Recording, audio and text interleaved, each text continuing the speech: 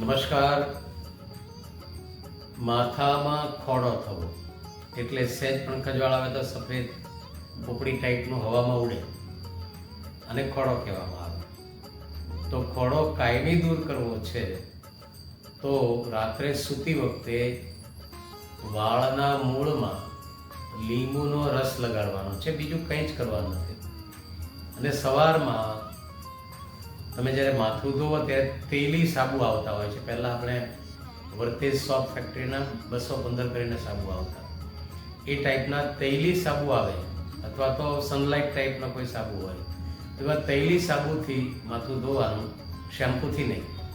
તો ધીમે રહીને એ ખોડો અઠવાડિયા 10 દિવસમાં 15 દિવસમાં જતો રહેશે. વિડીયો ગમ્યો હોય તો લાઈક કરો, શેર કરો, બેલ આઇકોન દબાવો, સબસ્ક્રાઈબ કરો અને કરાવો. ધન્યવાદ.